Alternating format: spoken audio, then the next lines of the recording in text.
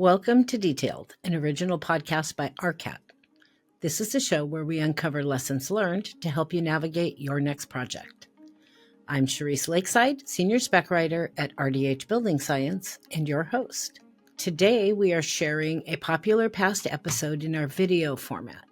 My guest, Maribel Barba, AIA, is a project architect and manager in the Seattle office of the global architecture and design firm MG2.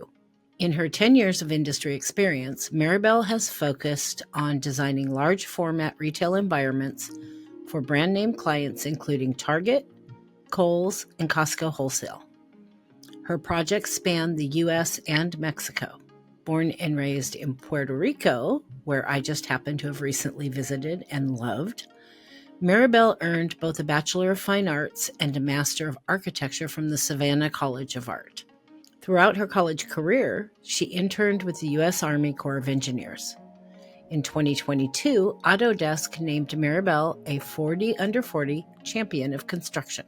The project that we discussed in this episode was Costco in Santa Fe, Mexico. Uniquely combining large-scale retail with environmental sustainability, Costco Santa Fe, Mexico is located underneath a new sports facility and almost completely hidden from view. Built on a former landfill, this 524,549 square foot warehouse is not just a place to shop, but also a green oasis. It features an expansive green roof that is adorned with native plants and grasses, and equipped with insect hotels to promote biodiversity. The design includes a pedestrian bridge and paths that connect it to Parque Mexicana, blending it seamlessly into the urban green space. Noteworthy environmental efforts include an on-site water treatment plant and systems for water collection, leak detection, and purification, highlighting Costco's commitment to being a good urban neighbor. Now, let's get into the details.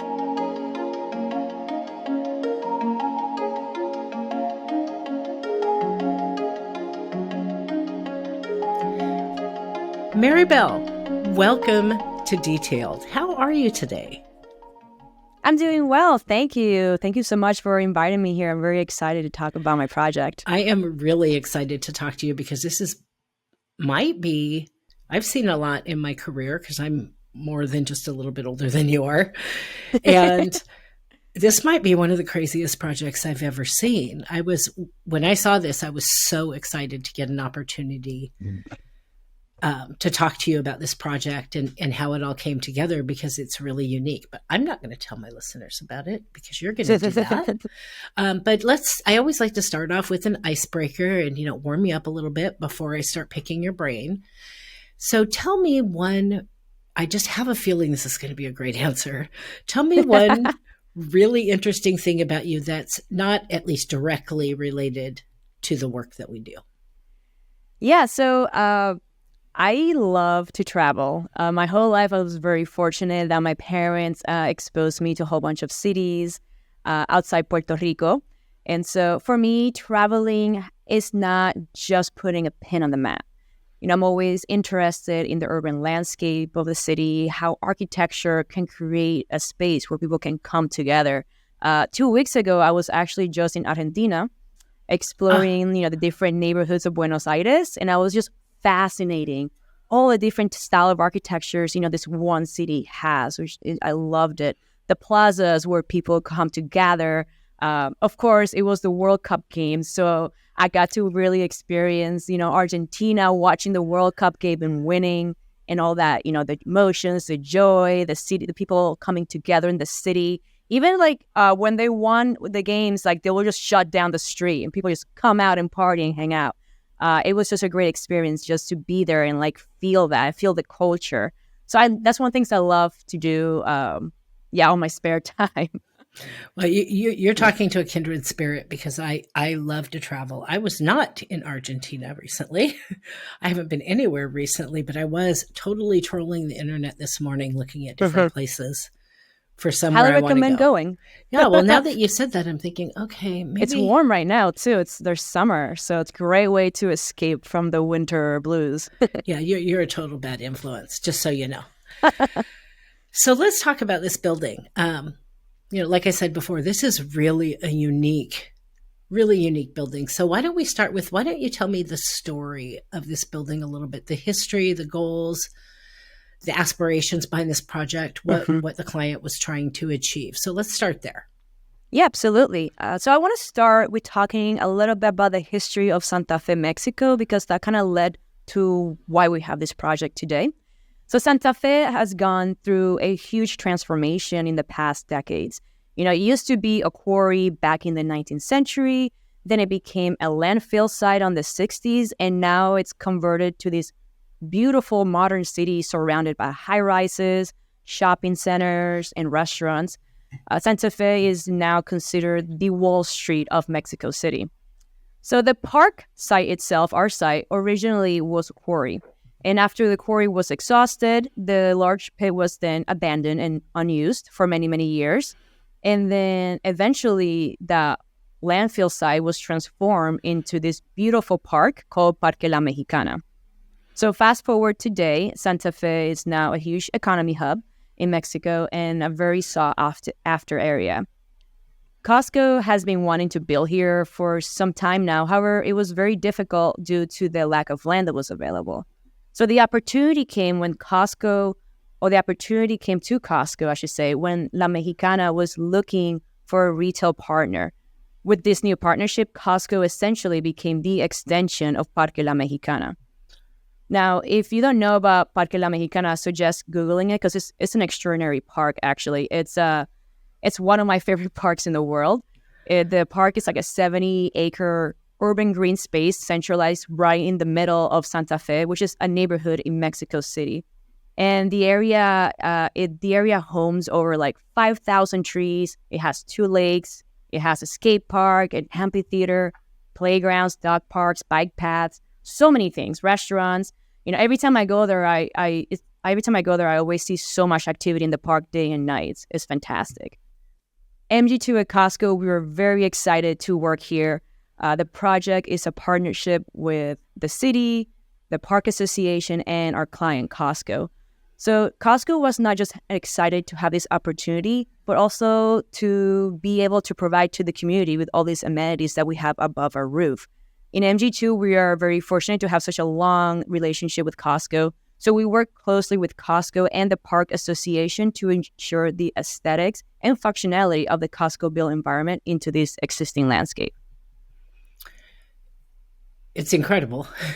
Yeah. I did, one thing I thought about when I was looking through some of this information, and before we get into the real details of this building, is, for example, my company has offices in both the U.S. and Canada. And pretty much my entire career, obviously, has been working in the U.S. And I came here 3 years ago now, and now I have to know how to spell in Canadian. That's my joke. I have to know how to spell in Canadian. Yeah. But regulations and codes and rules and just how things are done, construction or design, or how businesses are run, are different in different countries. What did you have to do what did you have to do or learn to assure that you covered all the bases doing a project in Mexico as opposed to doing a project in the United States? Yeah, so it's funny that you mentioned how you had to write in Canadian, because, I myself, I've known English and Spanish fluently since I was a little kid. However, I was taught architecture here in the United States, so I know the verbiage in English. So in Spanish, there's actually very unique verbiage, for the architectural industry. So that for me was a bit of a shift, trying to know what are the proper words to use in architecture engineering. So that was I actually have a engineering architects dictionary that's English and Spanish language for me to look to.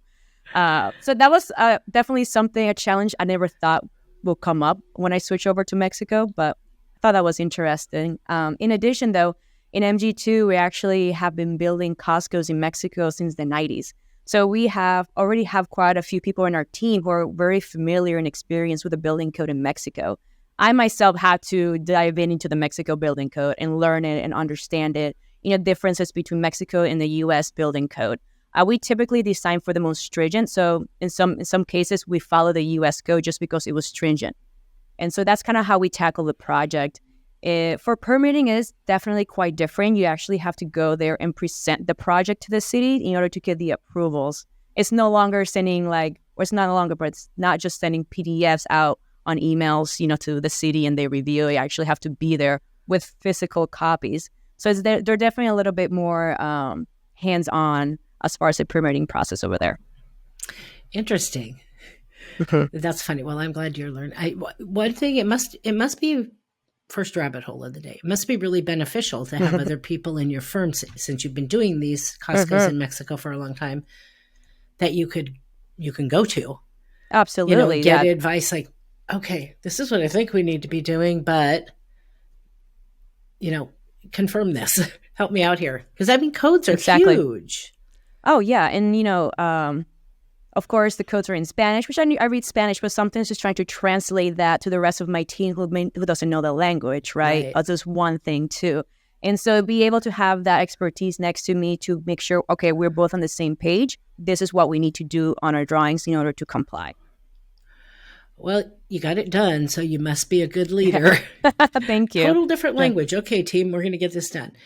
So let's get some basic information about this building to start off with. So if I were to close my eyes, paint me a verbal picture of this building. Make me see it without a picture.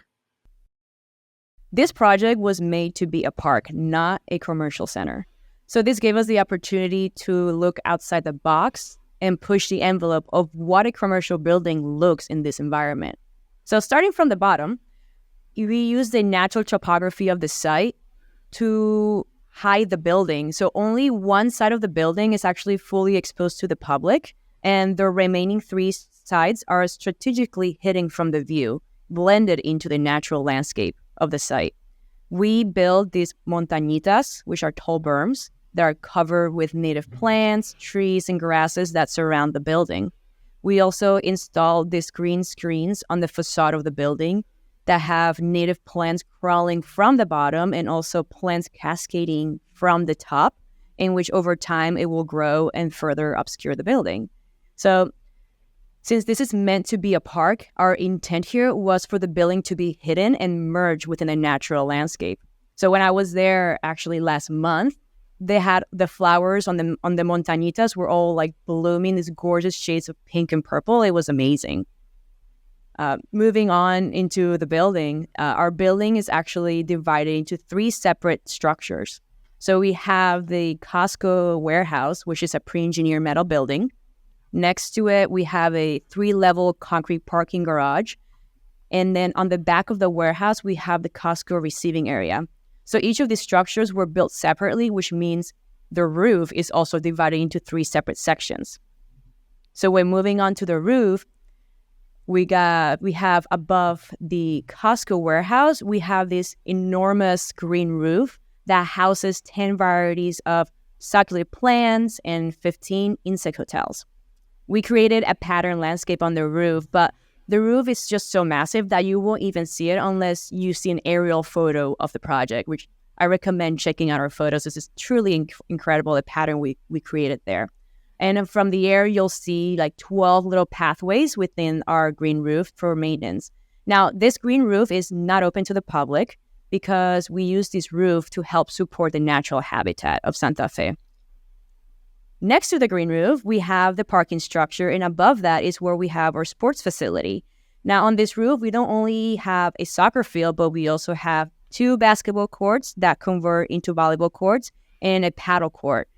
Paddle court is actually very popular in Mexico, so that was a request from the park to have that on the facility. And then from the sports court, we have a path that connects to the roof of Costco receiving area. And on that roof is where we have the children's skate park. Now, we designed this so that for the kids to learn how to skate and the parents be able to see their kids play. You know, we build the skate paths in which the kids can skate on. We have also a running and walking path that connects to the existing park, Parque Mexicana. There's also a bathroom facility up there, and there's a seating area.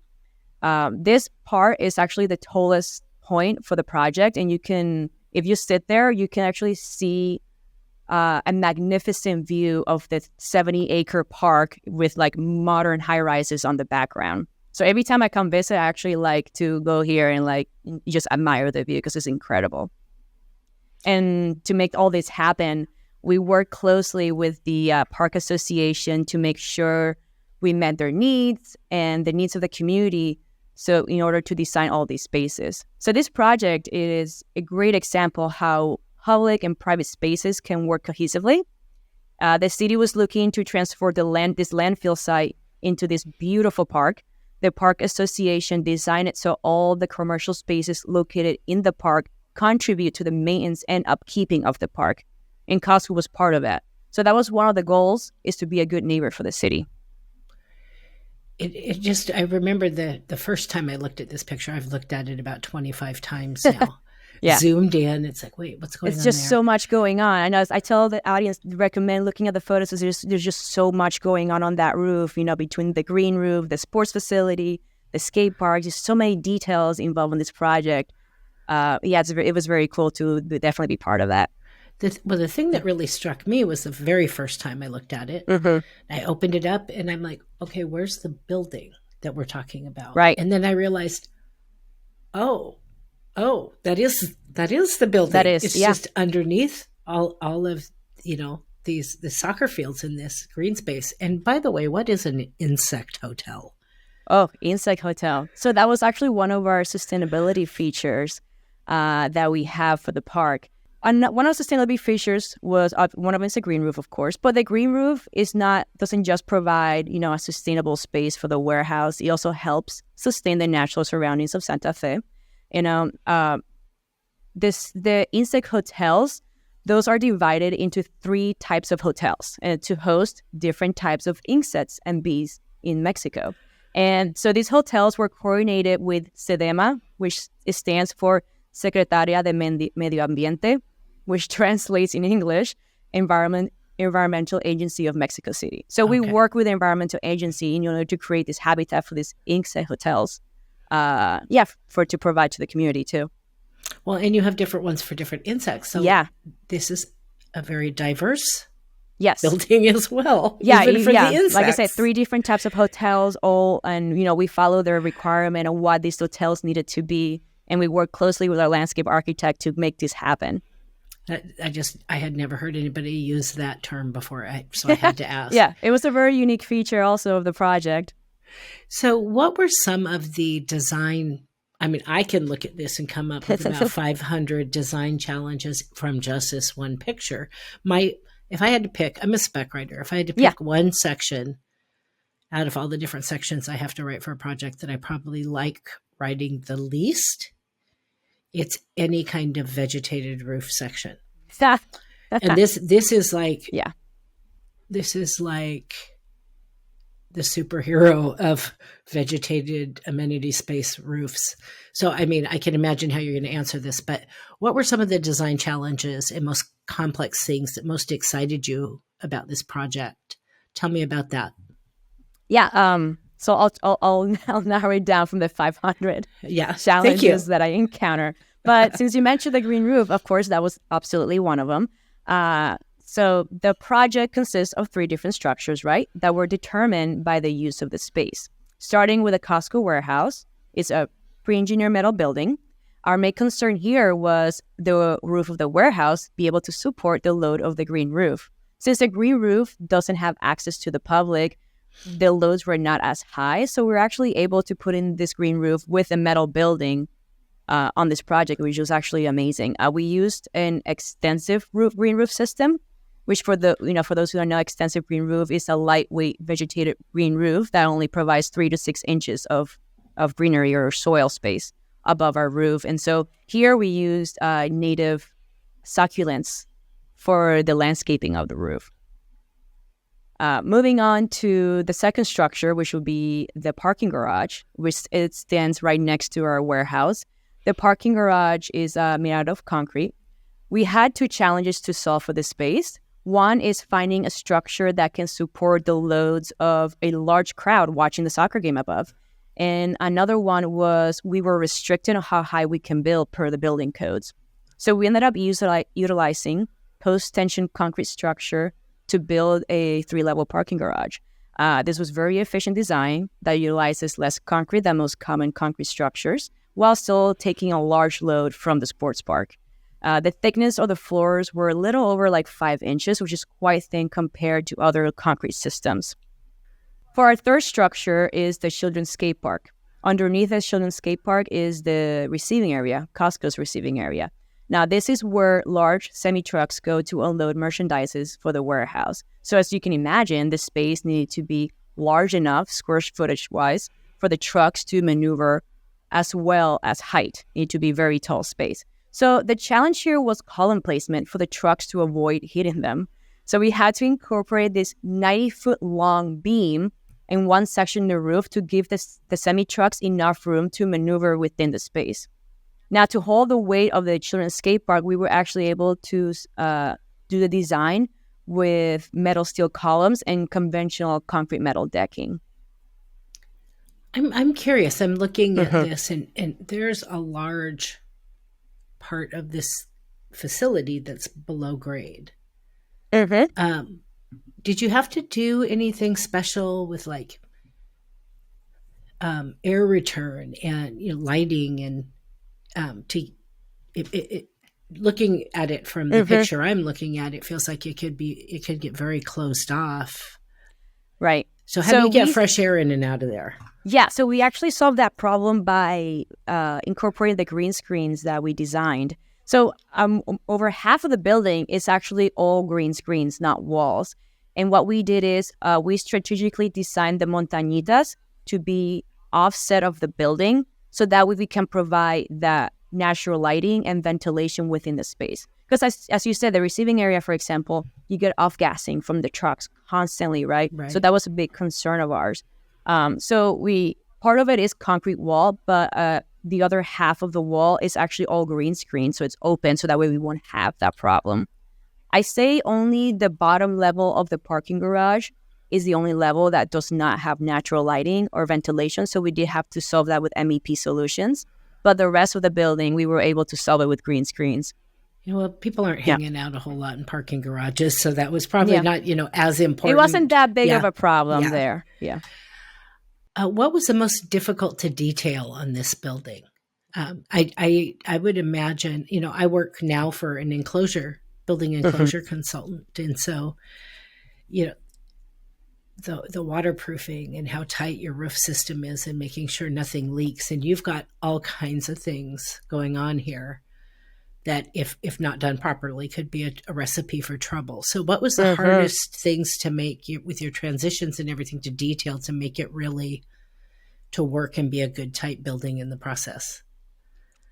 That will be waterproofing. I learned a lot about waterproofing with this project. So each surface requires a different kind of waterproofing membrane that was dictated on what material goes on that top of that surface, what activities goes on that surface, and even what type of drainage we're using on that space. So in addition, due to the time restrictions, we had to finish the project because the park wanted to open on a certain date. We had to make sure the materials we used were obtained in Mexico.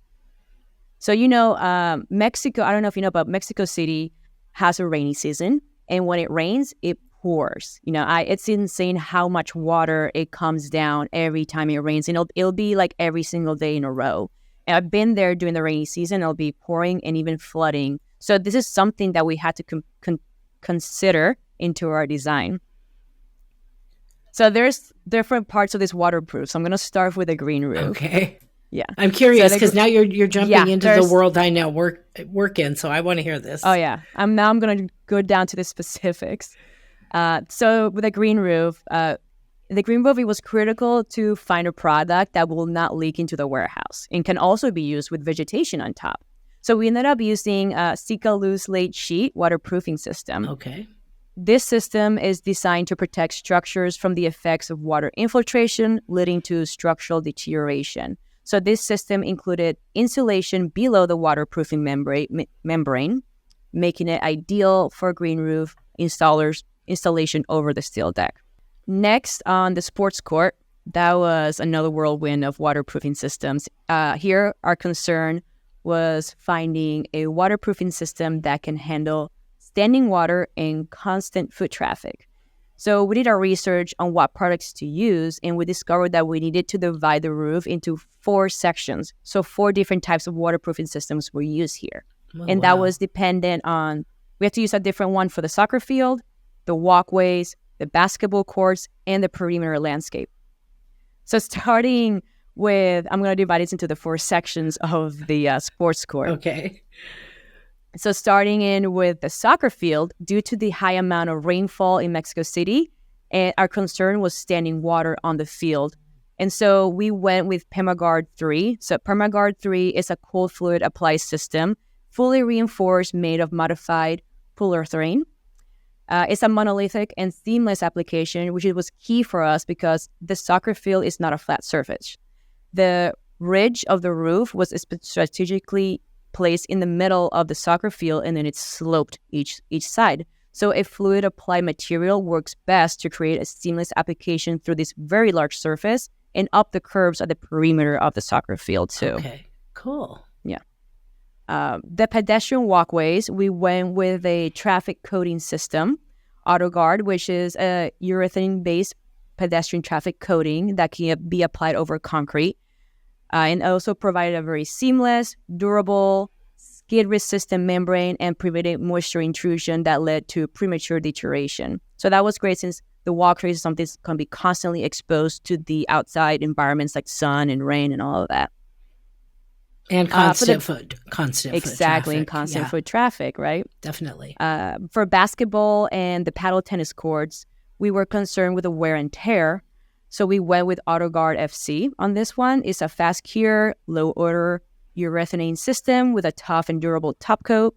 It provided excellent abrasion resistance and durability. And it was great because it was a fast turnaround and odor-sensitive application. It also allowed for quick installation and is compatible with the most stringent VOC regulations. And lastly, the perimeter landscape. We use the same product as the soccer field due to its seamless application since we needed to be applied on both horizontal and vertical surfaces. Yeah, so that was a lot right there. Just on that section of the roof, that was months of research and looking into figuring that out.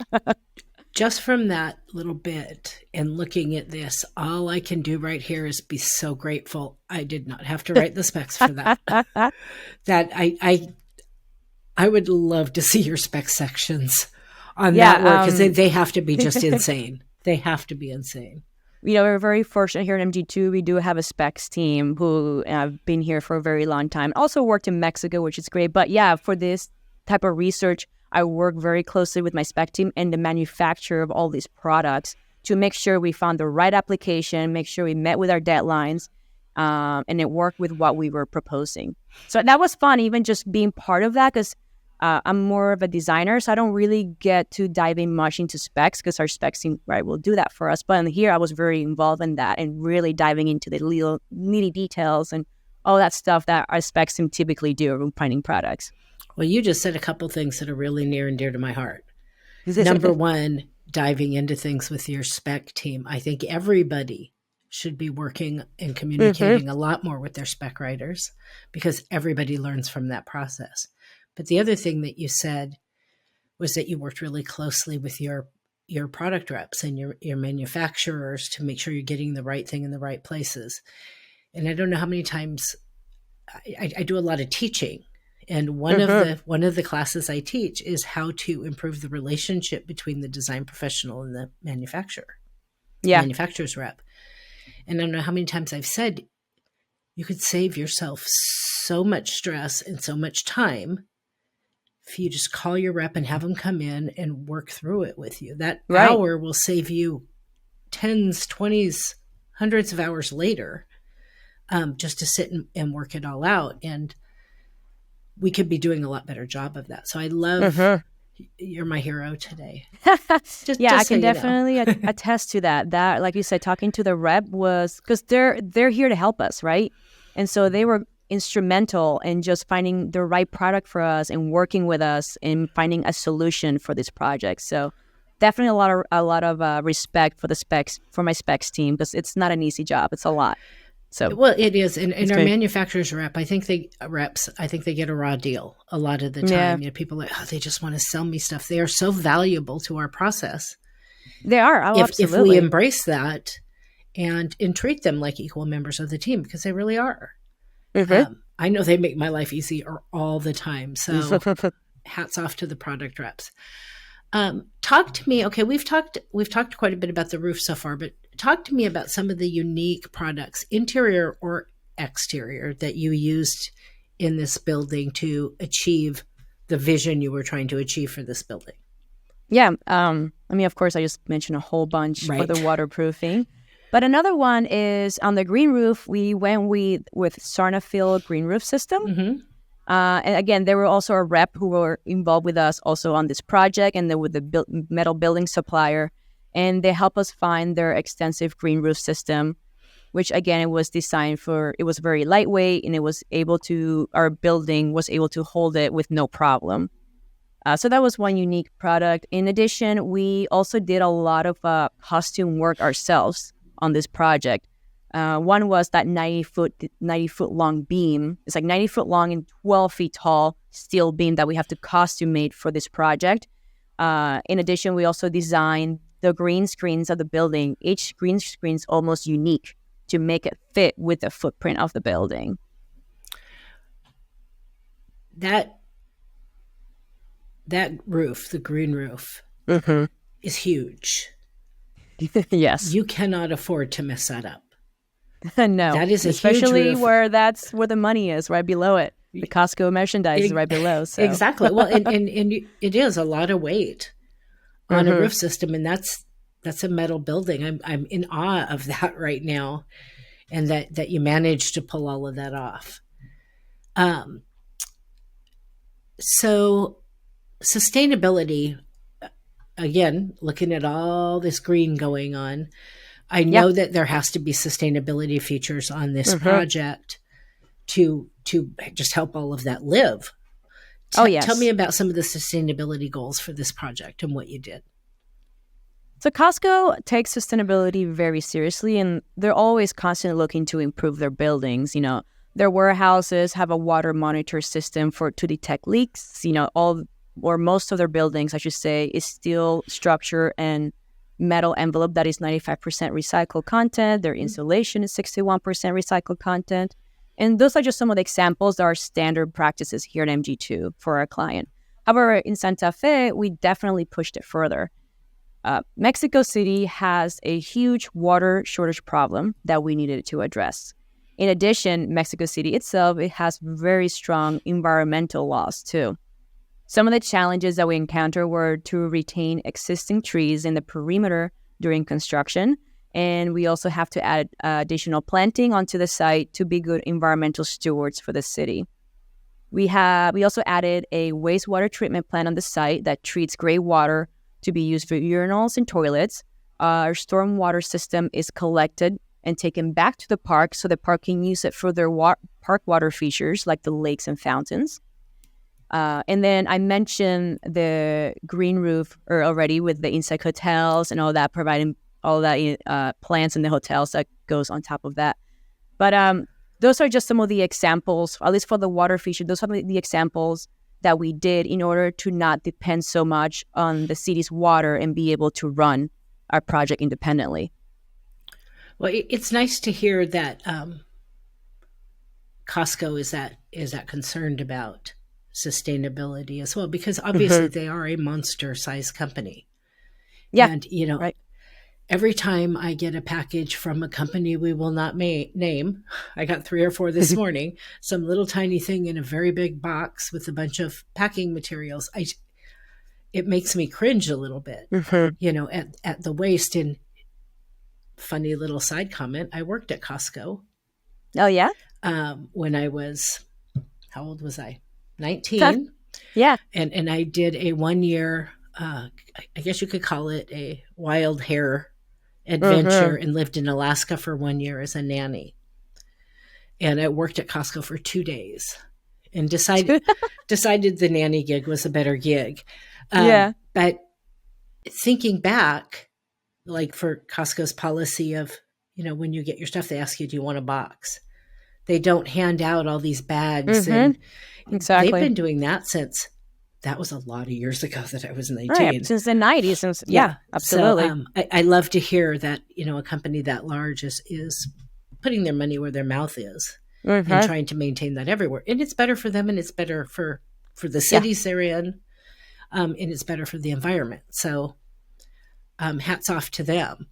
Yeah, people have such a bad misconception of large format retail being, oh, they don't care, they're just a giant metal box to sell and that's it. But no, the Costco really does do their research. And also here at MG2, we support them on that. And we're constantly educating them on ways to continue improving too. Because that's part of our job too, right? Exactly. So we're great partners in that sense. We work very well together in improving architecture. Well, and I think if we all did that, and we all know that different projects have, not every project can afford to do all the things they may want to do. And Of so course. you may only be able to do a little bit here or a lot over here. But if we constantly at least help educate our clients, because at the end of the day, it's their money and their decision, but help educate them to the things they can do and how a lot of times over the long run, they may have to spend more up front, but over the long run, they save a lot more. Absolutely. Every bit makes a difference. I will kind of skip over that next question since we already we hit it earlier. I imagine that you had more than your share of specialty consultants on this project, just by the nature of all that's going on here. Talk to me a little bit about which disciplines were really integral in working through the complexities of this building and helping you get this done. Absolutely. There were definitely quite a few who were instrumental for this project. I already talked a lot about our metal building supplier and our green roof consultant being able to figure out that we can put a green roof on a metal building, which was amazing. Another one was our structural engineer. He had to work with 3 different types of buildings, as I mentioned. But in addition, we have to solve for poor soil conditions because this used to be a landfill site. And in Mexico City, it's a seismic zone, so we had to deal with earthquakes.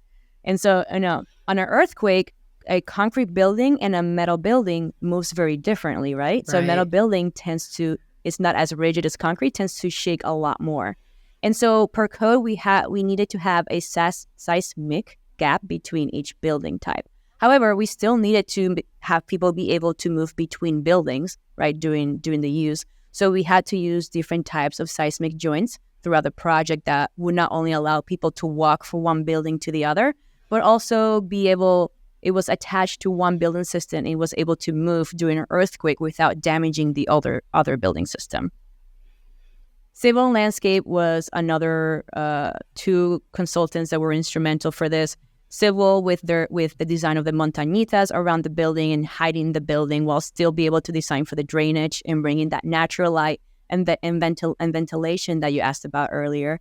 Landscaping on finding all native plants that will work with this building and be low maintenance in irrigation too. And landscape did a beautiful job in designing and picking the right plants to make this project absolutely gorgeous. And one of the great things about this project is it will be constantly evolving because of the landscape. Over time, that greenery will continue growing on the green screens, the greenery around the mountains, the green roof. All of that's just going to be growing. So in a year, this is going to be a whole different project. It's always evolving. So that's one thing I'm very excited about this when I go back in the future. I'll have to go bookmark it on my Google Maps and just check it every 6 months. What does it look like now? Yeah. Rabbit hole number 2. Were your consultants in the U.S. or in Mexico? Did they struggle at all if they were U.S. consultants working in another country with a whole different set of rules? So we have consultants both in Mexico and U.S. Okay. Actually, yeah. Our metal builder, our roof designer, our MEP, they're from the United States, and so is our structural, and our civil and landscape are in Mexico. However, our structural engineer, he's from Mexico too, so he knew Spanish, so that was great in the communication, but not the MEP or metal or the roof designer guy. So in some meetings, we kind of had to translate back and forth on that. But, in Costco, we use the same consultants, also engineering for all our buildings. So they also worked in Mexico since the 90s too, actually. Okay. That helps they a also lot. have, yeah, exactly. It helps a lot. So they're already used to working in Mexico. They do know the codes already in Mexico and what it needs to get done. And even like the equipment we need to order, because it is a little bit different equipment over there than the United States, depending on availability too. So it's great to have a team that already is experienced, and we all know each other too very well too. So now I'm going to just throw one at you you're totally not expecting, because Okay. it just popped in my head. Oh, no? That's okay. No, I have No, I'm ready. all the faith in the world in you. So I'm an architect, and I am going to go out and do my very first ever project in Mexico. What would your top 2 or 3 pieces of advice be to me before I take on that project? Because you've got some benefit of people you've worked with since the 90s and a client you've had since the 90s. But if you were coming in cold and you had never done a project in Mexico, and I would guess there would be some basic things like around language and in the codes, or maybe making a partnership there. But what, from your experience, had you not had those benefits, what do you think the first 3 things you would do would be? Okay. One, I will say first, do research on materials and products that you will need to make this project happen. Because shipping products from the United States to Mexico has a very long lead time, and it's not as easy as just putting in the mail and go. They do have their own regulation and process when importing it into the country. Another one is, I know you mentioned not the team, but having a team that to work with that you can trust and be able to tackle on a foreign country, it's super important. Only because even in Mexico, each city is like a jurisdiction, right? They all have their own different codes, or not codes, but like their own different requirements, I should say. Like in Mexico City, you have SEDEMA, like I said, their environmental agency. They have their own code and their own list of things we needed to follow. So diving in to make sure what else you needed to comply besides just typical building codes of Mexico. I do want to say that I really love that you mentioned, because I can't believe I did not think of this when I put your questions together, but I love that you mentioned do your research on your product and products and materials and where you're going to get them from. I don't know why that hadn't occurred to me, that it could be an issue. Oh, absolutely. To, maybe be doing this project in Mexico and, go to maybe a go-to thing that you get from the United States. That could be an issue getting it across the border when you need it. And I hadn't even thought of that. So I thought, as soon as that came out of your mouth, I was like, sure, leave it to her to pick the one thing I didn't think of and just totally blow my mind. That was awesome, because I didn't even think of that. Yeah. Okay. So usually I like to close out my podcast interviews with what I call my auxiliary or my fluff questions, although I don't think they're fluff. I think they're important, but a couple of questions just to get my guests' opinions on things in a broader scope in our industry. And I picked different ones for different people. And so my first one for you is, in your opinion, how is our generational shift affecting design and construction right now? And what do you think we will see with the mass exodus of the baby boomers that is happening, and the large numbers of the millennials and Gen Z now taking the helm? Because my Gen X doesn't count. We're too little. So we don't get to play in this equation a whole lot. But what do you see happening as this is now, that teeter-totter has now flipped? I do see a shift in ideology between baby boomers and the millennials and Gen Zs. My parents, for example, they were baby boomers. And, that generation, they're extremely hardworking. They also work long hours, and they sacrifice a lot to move up in their careers, right? Millennials and Gen Zs, though, however, they changed the perspective of how to work. I'm a millennial, and we like to work in a collaborative work environment, and we also value work-life balance. So overall, I do see a shift in collaborative nature of architectural practices, and that has made architectural firms better prepared for millennials and Gen Z's influence in terms of workplace engagement. Our generation is not looking at the office as a place to to go and finish our work, but as an extension of our beliefs and values. In addition, we are more exposed to climate change, right? So we are definitely more attracted to create a positive impact in our society. We're a very sustainably focused generation, and I am seeing a trend of taking environmentally sound architectural practices to the next level. So we're looking at renewable energies, but in addition, we're also looking how do we support that community in which we are building on. So we're taking more architecture into a more holistic approach, which I enjoy, and that's my beliefs also as I'm diving into projects and designing architecture. I find that a lot of baby boomers and Gen X were brought up, so to speak, a certain way throughout this industry, but we raised our kids differently than what, me being a woman in this industry and starting in this industry when I was 17, things look a lot different right now than they did 20 years ago or 30 years ago. And we raised our kids differently. Like, for example, in my opinion, I think the younger generations, the millennials and the Gen Zs, are far less resistant to change. They are, I always tell younger people, never let fear stand in your way. But I think we were kind of raised that way. Like, right. It's like breaking that pattern. Change is okay, but it has to take 30 years, and you have to take little baby steps, where I see a lot of younger people saying, we can try this. The world's not going to end if we try this, and being a lot more open-minded about that. Do you think that will create bigger change in our industry at a faster rate? Because absolutely. Absolutely, because we're here in MG2, we are always pushing into sustainability and, like you mentioned earlier, educating our client. So we are really pushing into educating all our clients, not just Costco, to, improve architecture and how things are going to be built. We're also looking for alternative structures like, timber construction for high rises. That's something that we're pushing here also in one of our projects. So stuff like that. I'm seeing, like I said, I'm seeing a big trend on that growing. And I think our generation will continue pushing on that just because we want to make a better world for us and for our future generations too. And we have the technology. It's just now let's educate our clients into pursuing this same goal as us. Right. It's funny. I do a lot of mentoring as well, and I teach a 12-week course twice a year, which a good majority of my students are younger professionals. And I tell product reps a lot. They'll say, I don't need to go visit that firm. I've been in with them for 30 years. And I just laugh. Said that there's a new world order taking over because there's not enough of us Gen Xers to step in the boomer shoes.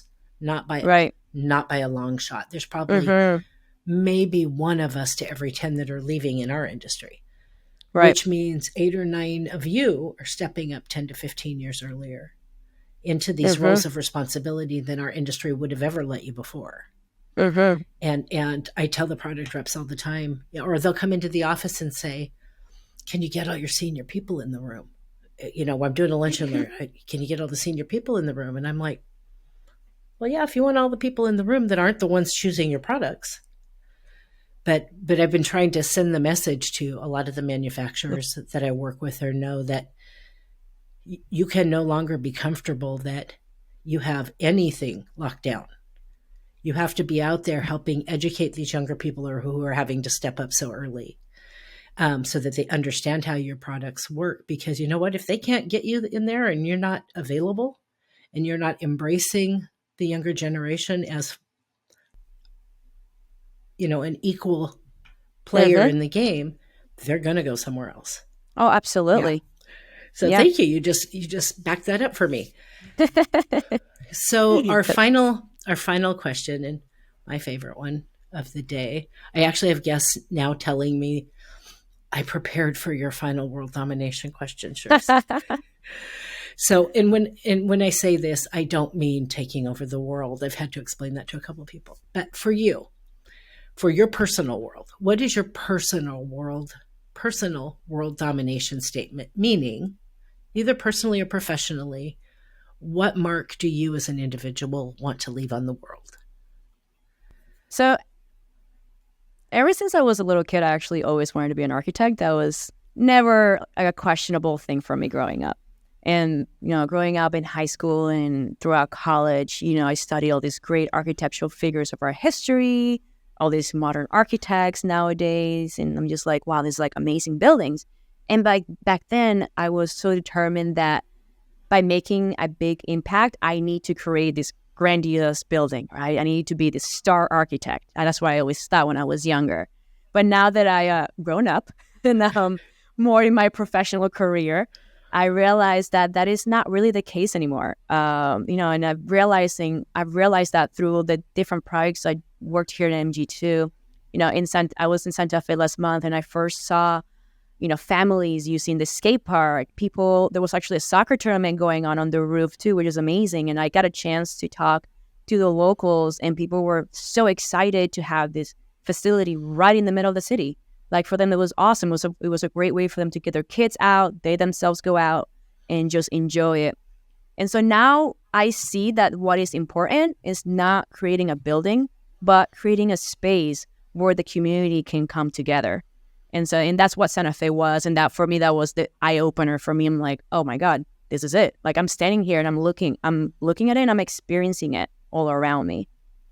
So I would say that will be my world domination statement. Well, no, I love that because you can't even count how many lives you've touched just with this one project, let alone whatever you do throughout your career.